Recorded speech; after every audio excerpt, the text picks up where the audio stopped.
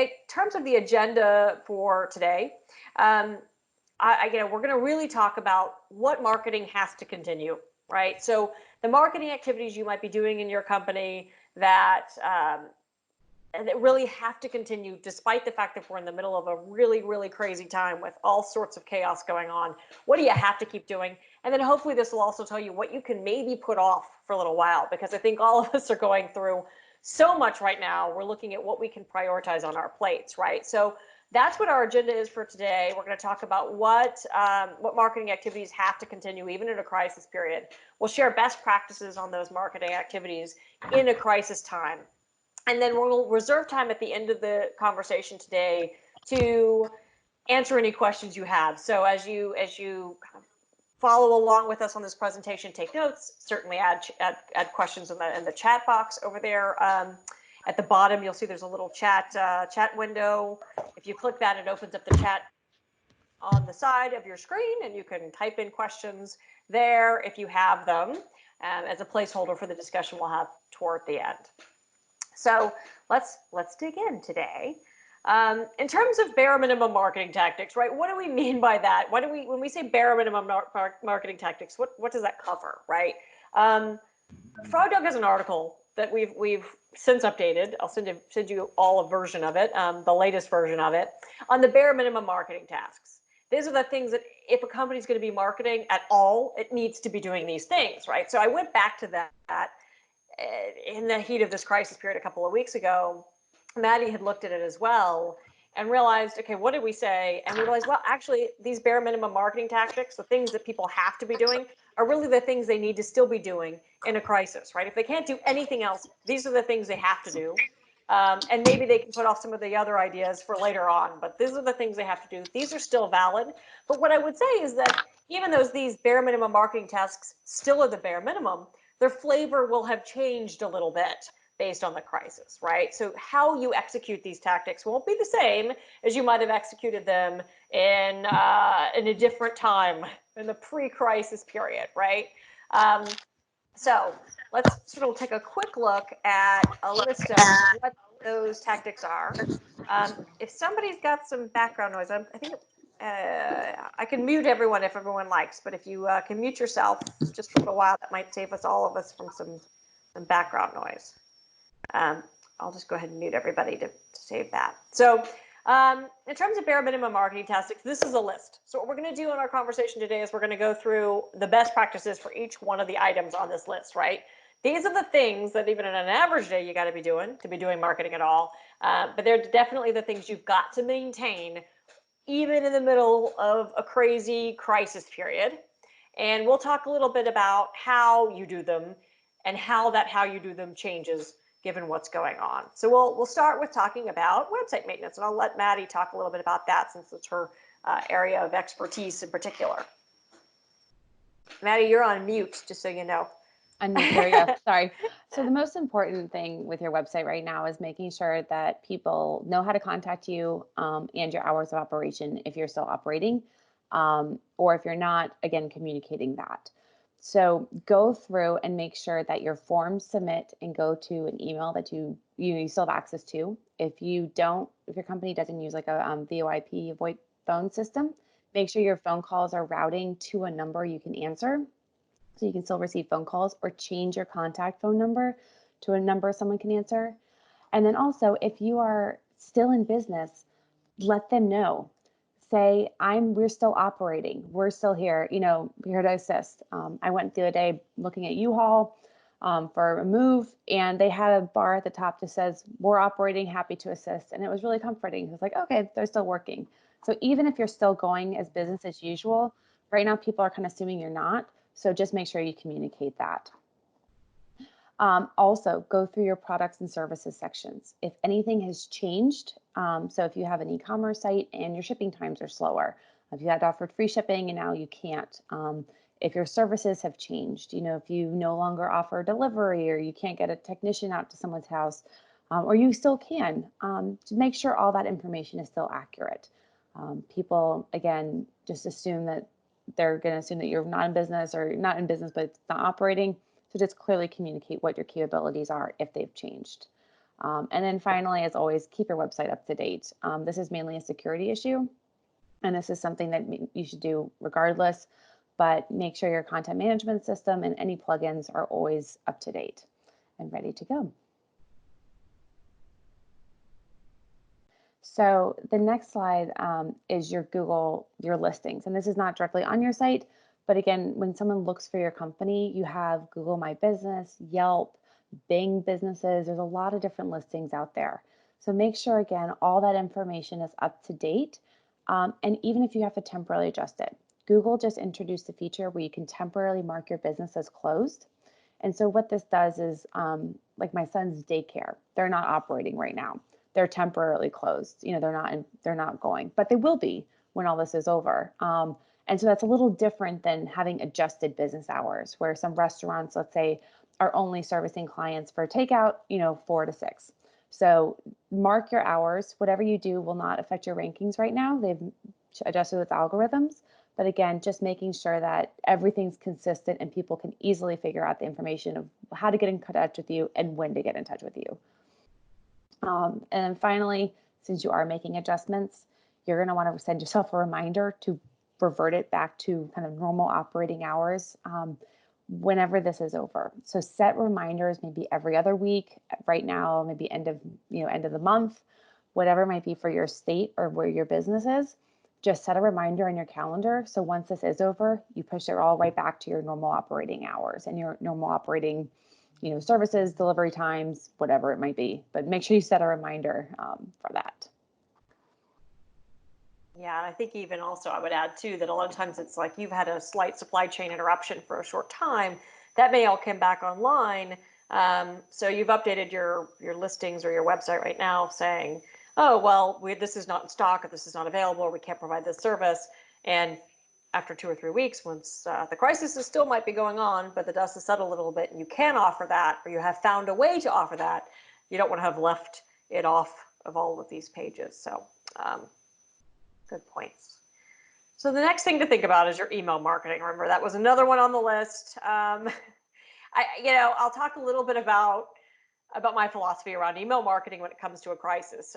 We touched on this a little bit in our call last week, and it still holds strong, right? In the immediate aftermath of a crisis's arrival, right? Whether it's a slow build like we had with COVID-19, where it wasn't a crisis until all of a sudden it was, or it's a huge disaster that's happened or something else, really only create an email communication or two if and only if your business directly links to something crisis related or to things people will need to do in times of a crisis, right? Your services or your products or something that would be somehow important to people going through the crisis, or what you do can provide some value to people in a crisis, right? So this is not the time. I think all of us have received so many COVID-19 emails in the last 2 weeks that we're completely overwhelmed. I'm a marketer. I certainly am overwhelmed by the amount of email marketing I've received.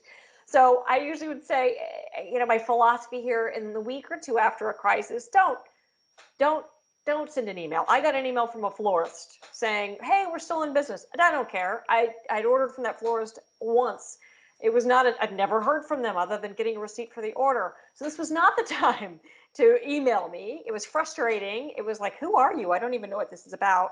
And it just didn't, it was very strange, right? So this isn't the time to communicate with your entire email marketing list unless you have something really specific to this, right? So for example, who has something specific to this? If you're a bank and you're giving update on branch information or key services, that makes sense. If you're a bank and you have small business customers who might be accessing things related to the recent stimulus packages, because the banks are going to be administrating those loans, then you probably need to communicate with your client base. If you're a doctor's office and you're a pediatrician and you have regular clients, that's probably something you should talk to.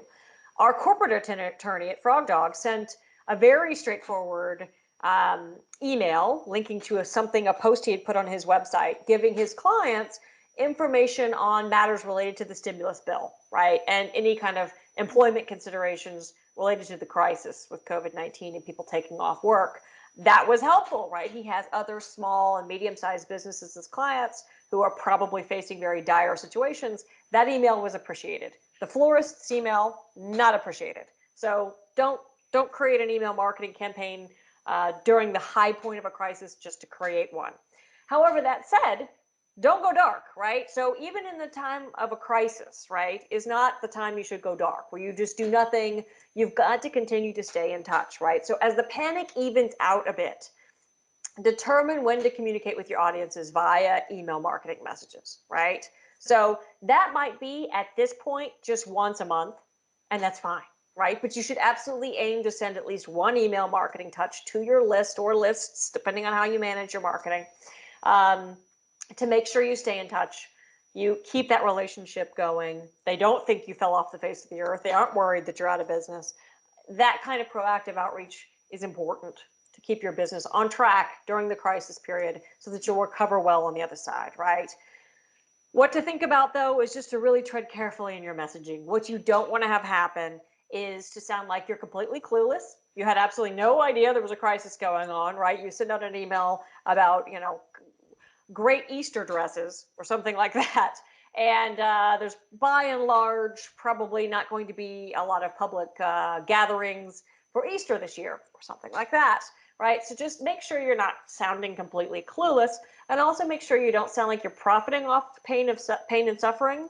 There were a couple emails I received as a business owner during the crisis that were like special packages for companies wanting to turn on Microsoft Teams, which is what we're using for this call today, and we already had it, so I didn't need to turn it on, but it just seemed like they were seeing this as like a huge opportunity to go get a bunch of business for companies that were having to suddenly shift to a digital workforce, and where they had been all in the office in the past. Just had a bit of a wrong feel, right? So always stay in communication with your target audiences, absolutely continue that conversation, but tread very carefully in your messaging. It's very important that you seem conscious and also caring, not cold during all of this. Another really important channel, absolutely critical channel in a crisis, is your social media channels, right? So you probably are already doing it. I hope you're already doing it at some level where you're communicating via social media, but what you're communicating and how you're communicating and your frequency of communication absolutely needs to change during a crisis, right? So you need to continue your social media, but what you're doing needs to change. Ooh, if somebody could mute themselves, there was some feedback there. Okay, seems like it stopped. So what you should do is certainly, again, just like with email, make sure your message and your tone are on point for the crisis.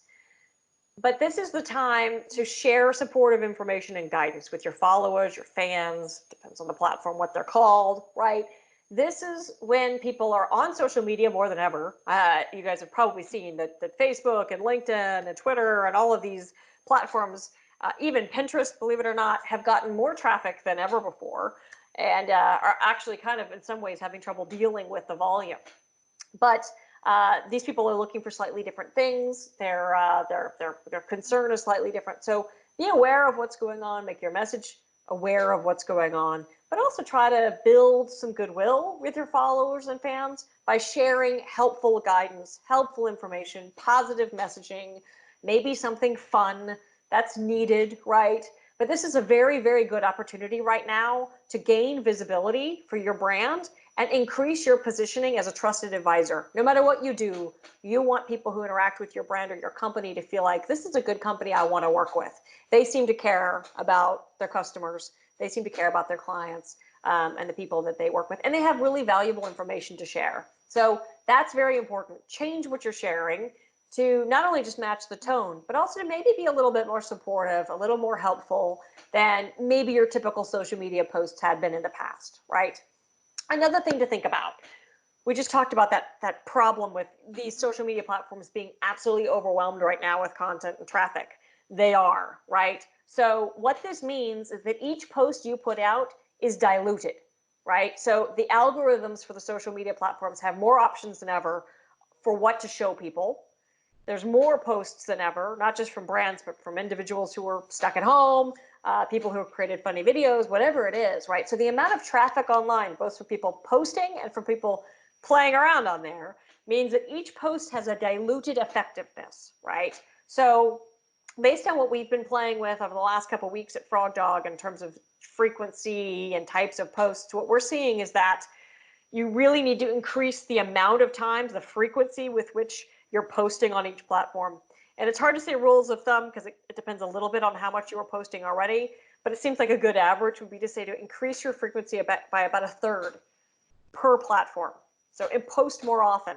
Just make sure you're not just posting the same thing over and over again, and that what you're posting is helpful, supportive, positive, fun, all of those kinds of things. That's what people are looking for right now. Also, build goodwill through interaction. Do not just post. This is more important than ever right now, is don't just use your social media as a one-way platform, a one-way channel to send out information.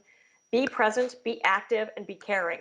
Don't even just respond to people who comment on your posts. Actually proactively go out there and comment on other people's posts. If they're clients of yours or customers of yours, even better. But this is the time right now to check in with people, and you can do that through social media. So make sure you're reaching out, make sure you're responding to other people's posts on social media as your brand or as an individual representing your brand.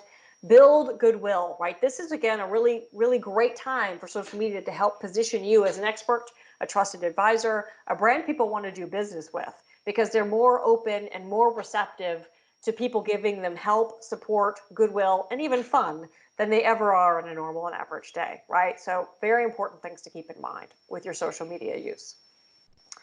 Content creation. So what do we mean by content? I think it's important to say, right? I think people who are marketers, we use this word, we know what we mean.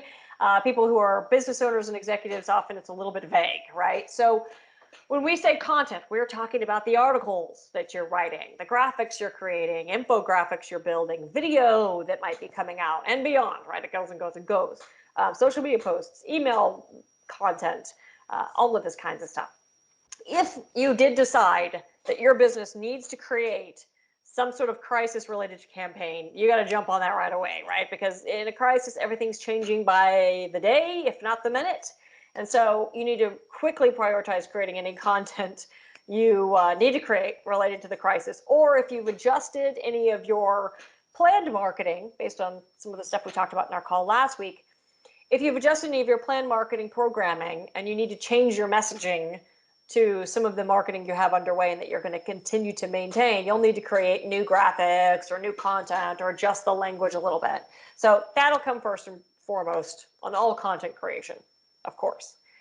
However, if you've decided really you don't need to create any sort of special crisis related content or adjust anything specifically related to the content you have already underway, look at your editorial calendar, right? If you don't have an editorial calendar, because a lot of people don't, it's something marketing teams have, but a lot of people just really have a list of stuff they're planning to create.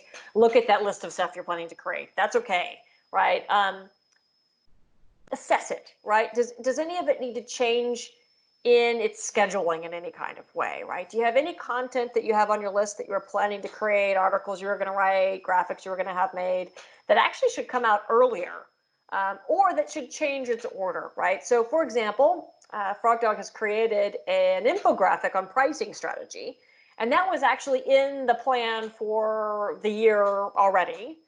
But when we were looking at the overall calendar and the timeline for that piece of content, we realized, well, actually, if we plan on, and everything's changing by the minute, so this may change, if we plan on an infographic being ready by mid-August, that should be the time, based on our historical experience with crises, that people will start to go, okay, economics-wise, I know a little bit what's going on in terms of supply chain and pricing and everything else. So this is when they will be starting to think about what in their pricing strategy needs to change, given everything that's changed in the world related to the crisis, right? So that timing makes sense. So look at what you plan to create. It may not be something you're going to launch right away, but maybe it is. Maybe it's an article you're like, wow, actually, I think that would be helpful for people if we go ahead and write that article now.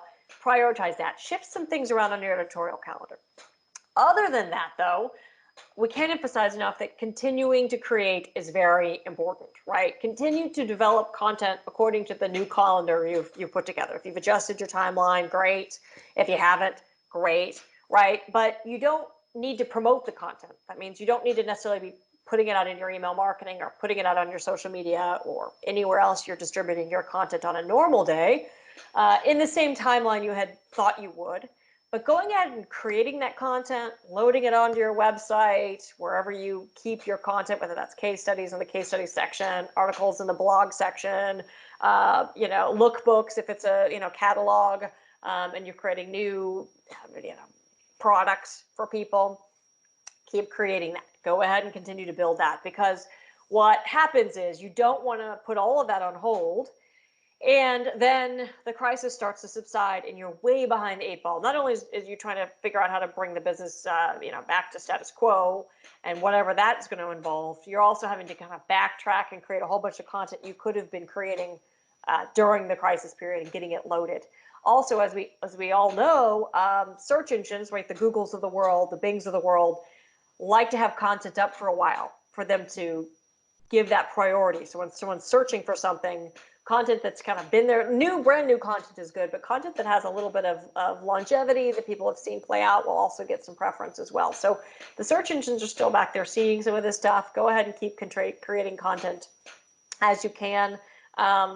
You don't want to be playing catch up when the crisis subsides. And if I can promise you anything on this call, I promise it will eventually subside. But you don't want to be behind the eight ball with your content creation at that time. As we all know, content creation is extremely expensive in the sense that it takes a lot of time to create. So even if you're busy right now, as all of us are, use that little spare minute here and there to keep that content creation going where you can. Digital advertising is another one of these bare minimum tactics that we highly recommend you have in place in a normal day. However, in a crisis period, we would probably say that rarely is this a time to launch digital advertising for the first time. If you don't have a digital advertising campaign already running, this is probably not the time to start. You have so much in the air to do this well is going to be very difficult, and there's always a really good chance you'll lose your shirt with pay-per-click and cost per million and advertising mistakes, right? Because you're not able to set, test, and monitor as closely as you normally would in the crisis period, right? So only start a digital advertising campaign in a crisis period if you have a product or service that immediately would help people in this time, right? So yes, if you have a whole bunch of masks, this would probably be a good time to put the word out. But by and large, probably not a good time to get something started. And if you do decide to get something started, you may want to go ahead and find an expert to help you with this, whatever that means. If you have a relationship with someone, reach out to them and get help, just so that you don't spend a bunch of time learning how to do digital advertising and get those campaigns set up, or lose a bunch of money you didn't need to lose not knowing how to set it up efficiently and effectively. If you have campaigns already underway, so you've already got some kind of digital advertising going, great, right? By and large, we really recommend trying to keep underway as much as you can. However, look at what you've got going on. There might be certain campaigns, certain advertisements you have running, certain keywords you're paying for that probably aren't going to perform like you need them to given the crisis, right? There was an interesting example last week. A cosmetics company had paid for keywords around face masks, for cosmetics, right? The kind you put on at night before you go to bed or whatever. And unfortunately, they didn't catch that early enough. And so people were searching face masks related to COVID-19 and clicking that, right? And they paid so much money on PPC, pay-per-click marketing for search engines on something that nobody ever was going to buy, right? They're not looking for cosmetic beautifying face masks right now. Maybe they are, but by and large, people searching face masks at this moment are looking for something related to COVID-19 and going to the grocery store safely. So look at your campaigns, make sure you don't have any that you need to pause in the short term because you're going to possibly get the wrong kind of traffic. However, right, also make sure that some of these campaigns don't need to have adjusted messaging. So it could also be, oh no, this campaign can continue to run, but I don't want to seem insensitive. I should probably change some of my language. Go ahead and make those changes, right? But by and large, try to keep as much in play as you can for a couple of reasons, right? One reason is that everyone else is pulling out right now. So you actually are going to get a lot more bang for your buck than you normally would, because a lot of other advertisers have paused everything, stopped everything. And in a competitive landscape, you don't get as much play. You actually probably will get a lot more play right now because no one else is doing it. Secondly, right, going dark isn't a great thing. So you should try to keep in front of your target audiences as much as possible. For example, of how we decided to change this, right? Our Feedly ads, we had ads for FrogDog running on Feedly, which is a place where people are often getting a bunch of different articles and things like that from different publications. We decided to turn those off because right now they're very salesy. We don't feel like the tone is correct for this particular time. But we also think people on Feedly we're paying per view, right, per impression. So we don't really feel like that's a message that they would be receptive to at this moment. And we'd rather save that budget for a few weeks from now or maybe a month from now when we would be able to use it with greater effect, greater return. However, we did keep our remarketing and our remarketing advertising in place. So if someone's going to our website, we want them to see our message as they go around the web afterwards, right? So we kept that in place because it's like, well, we want to build that awareness and that frequency. So those are some things to think about. I think also something to think about when it comes to digital advertising is that if you have sometimes you can automate certain aspects of your digital advertising. That means you have an algorithm in place you've kind of programmed or set up to adjust your advertising based on different types of activity, different people's behaviors. If your company does this, this might be a time to turn that off just because your campaign automations might backfire during this crisis period. You could spend a little bit of money you didn't need to spend, or they might not perform in the way you might want them to perform. And that could be a bit of a problem. I don't know if Maddie, this is something you'd brought up. I don't know if you want to mention anything related to this that I glossed over. No, it's just time, like for automations in general, to go into manual mode, because automations are fantastic and it's a whole different, seminar and talk. But right now, the computers are not smart enough to figure out these anomalies in traffic and these anomalies in search behavior. And so it's like what Leslie said with the face mask. They can't tell the difference between, oh, this is crisis mode. People actually want, COVID-19 mask versus, a couple of weeks ago, they were searching for a beauty mask. The computers are just not smart enough to respond to current events. So go to manual mode. Again, we're hearing more and more horror stories that pop up with spends that are just, the campaigns will automatically readjust based on an anomaly, and then your spend is all over the place. So just either keep a very close eye on it or go into manual mode. So for these, which actually leads me straight into the next topic. Leslie, did you have anything else in there? Nope, Okay. That's great. That's perfect. Okay, so with measurement and adjustment, traffic is different right now. People are searching and browsing differently than they did before this crisis. And even as much as the lines between the work week and the weekend are blurred. You see some funny memes out there about this, that people are like, I have no clue what day of the week it is. Their traffic shows that pattern. It used to be that a lot of sites you would see, the cycles of the week, depending on what business you had. And it was a very clear pattern. Right now, they're all over the place. It's flattening out. And people's browsing behaviors have even changed. People are boredom searching. They're reaction searching. They're trying to find solutions, or they're, to the crisis. They're getting information, but there are some normal searches still going on, but by and large, people's browsing behaviors have changed. And so what you're going to notice is in your Google Analytics, keep an eye on it, but your traffic, some businesses are going up, the ones that are related, to the crisis. So a plastics distributor right now, people are looking for, acrylic and plexiglass for masks, for grocery stores. That is something that they're looking for. So that is a company that's kind of random, but their site's traffic is going to go up. By and large, most businesses, we were going through employing data, they're seeing a decline in traffic. On average, it's between about 20 to 60% their traffic's down. In one extreme case with a site, a client where it's related very directly to the restaurant industry, it's a 99% decline. It's just, they've just tanked.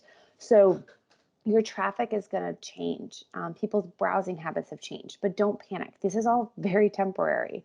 And so when you see this, this is not indicative of a normal, your normal site behavior. So don't react based on this traffic.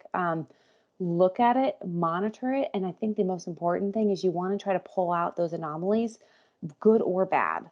Like the plastics ones where people are looking for acrylic and all of a sudden you see your acrylic pages, or not acrylic, I'm sorry, plexiglass, those pages go up. That might tell you something. Put that information on your homepage. Put those kind of anomalies. You can make adjustments based on that, or negative ones, but by and large, just kind of hang tight. You don't want to react right now. Just know it's going to go down. It will go back up. It's going to be okay. But people's habits they've changed drastically. So they have that. Oh, I'm sorry, it's scrolling. My computer just froze. And I think I think it's a good point because I think there's a tendency for people we know who look at their website traffic regularly. A lot of people don't, which if you don't, that's great. It's probably like looking at your retirement accounts right now. Maybe just don't look because otherwise it causes panic. For people who do look at that regularly, right, their website traffic or their retirement accounts, it's they have this moment of like, oh my gosh, and there's this knee-jerk reaction of we have to change everything, or the website's tanking, or everything's terrible, and there's this kind of drama that happens. I think it's interesting to look at. It's interesting to watch, but don't feel like you need to suddenly change everything on your website. You probably don't have the bandwidth to do that right now anyway. We keep seeing, Maddie and I were joking, and we keep seeing stuff around what to do when you're bored, and thought, oh gosh, someone's been bored. That sounds, wow. Right now I feel like all of us in business are really drinking from a fire hose, lots of change, lots of things going on, lots of chaos. So we don't have time to change a whole website probably, even if we feel like we needed to. But if you did think, okay, I'm going to spend, all night completely changing everything, I wouldn't do that right now. Monitor it. It's interesting. Certainly, if anything on that website, the traffic is tied to a digital advertising campaign, watch it, because if it's something that could suddenly charge you $1 zillion and it's an anomaly of a behavior, you might want to turn that particular ad off. But right now, it's just more data points. I think Maddie is completely on point. You don't really want to change a bunch of stuff related to that.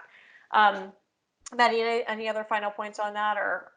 Okay, so in terms of tactical performance, right? So another thing, right, at all times, we're big believers of FrogDog and always measuring and always adjusting, right? Everything should be monitored. And although it probably feels strange that right now when you're doing just the bare minimum of marketing, you need to keep an eye on things. I know it feels strange to say, okay, well, everyone's behavior is completely different than it ever has been. People might easily come back to me and say, yeah, but then why bother measuring it right now? Because what's the difference? What's the point? I would say keep an eye on your tactical performance. And by tactics, we mean, right, the email marketing, the social media responses and engagement you're getting from people, whether they're looking at stuff or liking stuff or sharing stuff, your digital advertising efforts, how that's performing, views of your content on the website, all of that kind of stuff is still interesting and important to be tracking. You will definitely see a difference. It may be lower. You might see certain things are higher.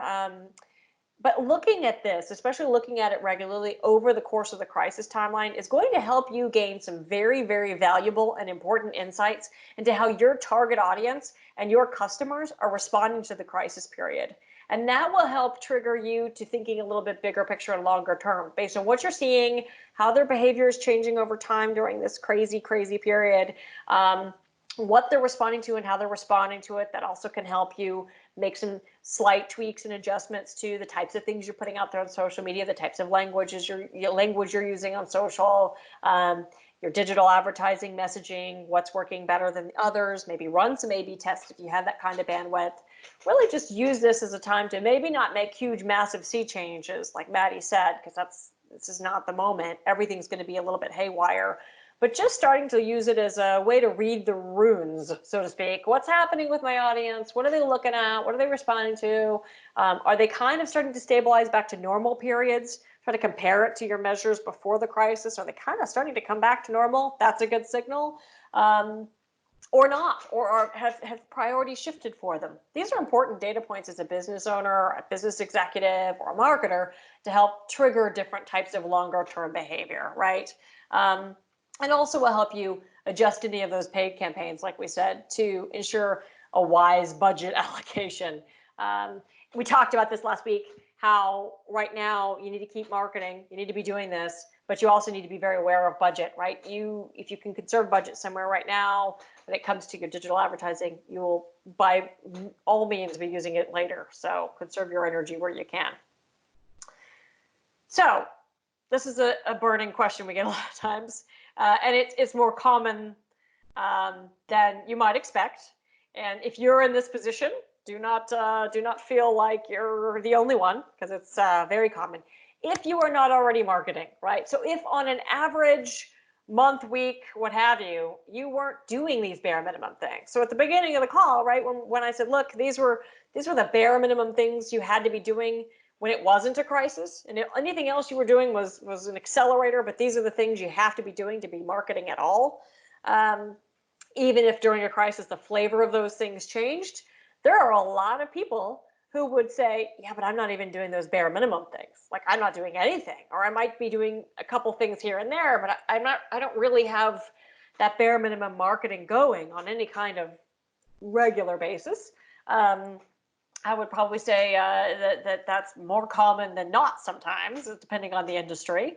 So if that's you, right, or somebody, your business or a friend of yours' business or what have you, what can they do, right? Because it's a totally different thing to have nothing going on at all, and to be going through a crisis, because even more so than on an average day, having nothing going on at all is really, really, really going to hurt your business. You have to be doing something. So if this is the situation you're in, right, what do you do in a crisis? These are the critical things you have to do in the exact heat of the moment, right? So in the moment when this crisis is at its hottest, most crazy point, you're running around like a chicken with its head cut off. There's a zillion fires to put out.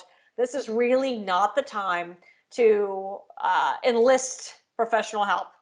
And as we're a marketing company, it's a hard thing to say, but it's true, right? It is not the time in the first few weeks after a crisis, when everything is chaos, and you're in a fire drill mode. You won't be able to get a team up to speed and to make sure you have the info transfer you need to have for them to help you with immediate matters at hand, right? So this slide, we're really talking about the immediate matters at hand. If you don't already have bare minimum practices in place, don't worry about that right now. Just oversee the absolute minimums, and then consider in the longer term, maybe bringing in someone to help you put these in place for the remainder of the crisis period and then going forward, right? Because if you don't have the bare minimum marketing practices in place in the longer term, maybe not those immediate few first weeks, but in the longer term, you are not well prepared for keeping your business from losing critical traction during a crisis period, and to coming out of it well, right? You've got to have some kind of marketing going on. But in the immediate term, bringing in professionals is probably not a good use of your time, because you're overwhelmed. So what do you have to do? In those immediate few weeks during a crisis, or at the height of the crisis, you must personally, as that business leader, oversee the absolute minimums. You must personally, because probably only you know in the full way, all the critical updates that need to get in place on the key website pages, right? You need to do that basic website maintenance we talked about earlier, right? Broken links to business critical information, opening hours, emergency contact info, making sure people know how to contact you, and that those contact links, whether it's a form or a phone number or an email address, are all being answered during the crisis period. They're going somewhere. You don't have the phone ringing off the hook and no one's on the other end, right? All critical business information is updated. If you have any news related to the crisis, you've updated that page of your website as well. Basic listing and page updates, right? So going to your Google page, and if you think you don't have a Google page listing, a lot of people go, well, I didn't set that up. Google might have set it up for you. So go and check. Make sure that if there's a Google page for your company, first off, you got to claim it to be able to update it. But once you've claimed it, or if you have claimed it in the past, update it. Make sure people know how to contact you. Make sure people know that you're open, not open, temporary, closed, whatever that change is. Go in there and make sure that's updated. Get the basic content creation done. That really means only the content necessary to inform your target audiences about anything crisis related that affects your business and their services and their expectations, right? So if you deliver something to them monthly and there's going to be a disruption in that, you've got to make sure you create some kind of email, some kind of update on social, something that really addresses that change in their expectations, right? So create that content, oversee the content creation yourself or create it yourself if you can. The basic social media maintenance needs to keep going forward. So at a minimum, make sure you announce any changes to your business norm via your social media channels.